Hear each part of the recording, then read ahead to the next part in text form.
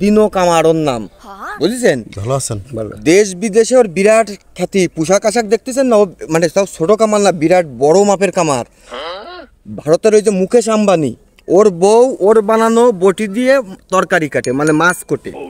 আবার পুতিন, আপনার রাশিয়ার প্রেসিডেন্ট পুতিন, সেও মনে করেন যে এর কাছ থেকে এরকম বিভিন্ন মনে করেন এরকম জিনিসপত্র এই কামারের কাছ থেকে বানায় নিয়ে যায়। তাই দিয়ে আবার ওই মিসাইল লাগায়, যুদ্ধ বিমানে লাগায়, অস্ত্রপাতি এইসব বানায়।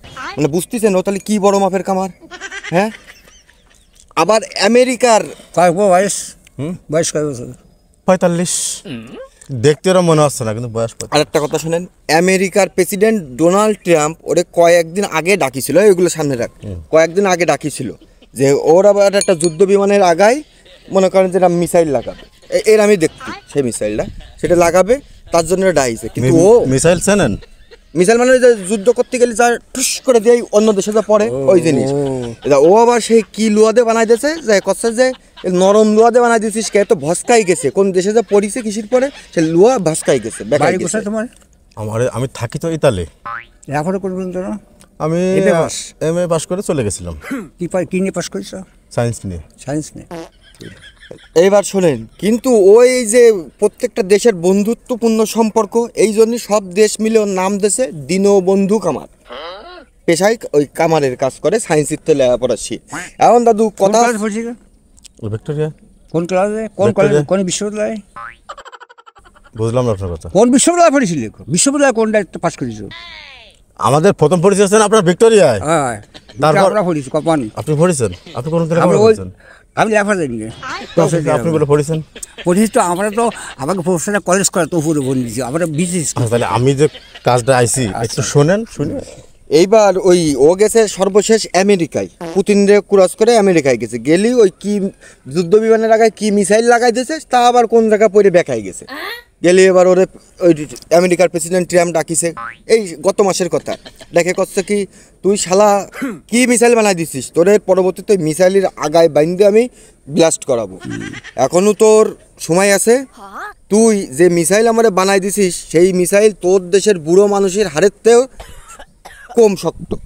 তুই যে লুয়াতে বানাই দিছিস এই লুয়া তুই পরীক্ষা করে তোর দেশে যে দেখবি, তোর এই লুয়াতে ওই দেশের বুড়ো মানুষের হাড় বেশি শক্ত। তা ও এখন আমার পাগল হয়ে গেছে যে ট্রাম্পরে অপমান করলো, যে এদের মানে সব দেশের প্রেসিডেন্ট ওরা সম্মান জানায়, ওর হাতের অস্ত্রপাতি দিয়ে তাকে বউরাও ভালোবাসে, তরকারি কাটাতে শুরু করে মিসাইল পর্যন্ত ওর হাতে তৈরি পছন্দ করে। এখন দাদু ও মনে করেন যে এই অপমান মেনে নিতে পারিনি, তাই দেশে এসে আমার কইছে যে ভাই কোন গ্রামে শক্ত হাড়ের বুড়ো আছে, যে বুড়োর হাড় লুয়াত্ত শক্ত, আমি সেই গ্রামে যেতে চাই। তাই আমি এই অনেক গ্রামে খোঁজ নিয়ে নিয়ে সবাই আপনার কথা করলো যে ওই গ্রামে অমুক জায়গা বাড়ি, ওই গ্রামে এক বুড়ো আছে, তার হাড় গড়তে শুরু করতে, মানুষটাও বিরাট শক্ত, ওর কাছে যেতে পারো, সে কোনো ভয় পায় না, তার বিরাট সাহসী লোক। তাই আমি আমার এই দীনবন্ধু কামারে নিয়ে আইছি, সে আপনারে একটা পরীক্ষা করতে চাই। ভাই পরীক্ষাটা কি করে করবি জন্য দাদু বলবো আপনারা? না এই জায়গাটা পরীক্ষাটা আগে বলি। আপনার মাজার যে নীল দ্বারা যে হাড়টা আছে না, আমি ওই জায়গা গুইনে গুইনে মনে করেন 2টা 3টা বাড়ি দেবো। আপনার হাড়টা যদি চইটে যায় বা ভেঙে যায়, সেটা আছে না, আলাদা ট্রিটমেন্ট আছে। কিন্তু আমি ওই হাড়টায় 2টা 3টা টোকা দিয়ে দেখবো যে পুতিন যেটা বলিছে, ট্রাম্প বলিছে না, সরি ট্রাম্প যেটা বলিছে যে আমার এই মিসাইল যেটা তৈরি করে দিছি ওর থেকে নাকি বুড়ো মানুষের হাড় শক্ত। তা আমি এইটা একটু টেস্ট করবো, আপনারে 2টা গুঁতো দেবো, দেখবো যে আসলে কথা সত্যি কিনা। একটু উপকার করেন দাদু। আমি আমার সর আছে বিয়ে ফার্স্ট সল, আমি ওর না আকাশ শুনে কিছু করতে পারবো না। আমার সর আছে বাড়ি, বুঝি না, ইয়ার সবার নাতি ওই তো ও জানে, ওর সাথে প্রথম আলাপ হয়েছে। আপনি তো ঘোরেন, আমি খালি 2টা বাড়ি দিই দাদু, একটু ঘোরেন দাদু, আমি আসতে দিব না। বাড়ি হয়ে কি লাভ হবে? আমি চেক চালিয়ে টেস্ট হয়ে যাচ্ছে না, বুড়ো মাসে হারাচ্ছে আমার মিসাইল। শোন, এমন জোরে বাড়ি দিস না যেন মাজার হাড়টা গুঁড়ো গুঁড়ো হয়ে যায়। যদি এক ভাঙা দেয় তাহলে ওই ট্রিটমেন্টের জিনিসপত্র আছে, নগদে ট্রিটমেন্ট করে দেবো, সেলাই মিলাই করে নগদে। শোন, 2 ভাঙা 3 ভাঙা দিলেও সে ব্যবস্থা আমার কাছে আছে। আচ্ছা ঠিক আছে, ভয় পায় না দাদু। শোনো আমার কথা, শোনো বলেন। আবার শরীর কোনে, আমি একটা সাধক লোক, আমার গুরু আছে ফেলা গুছাই, ভবিষ্যৎ প্রতিপত্ত, আবার কোনটা আমার দেহে হাত দিইনি। আমি হাত দেবো না তো, আমি তো এটা দিয়ে ডাইরেক্ট এইভাবে হাত আমি এমনি এরকম জড়াই ধরতেছি, আর ও পিছনে এরকম 2টো বাড়ি দেবে, ভেঙে যেতে পারে, কিন্তু গুঁড়ো গুঁড়ো হবে না। আমি গ্যারান্টি দিলাম আপনার, একটু করেন। গ্যারান্টি হবে না, কিন্তু আমি সত্যি দেবো না।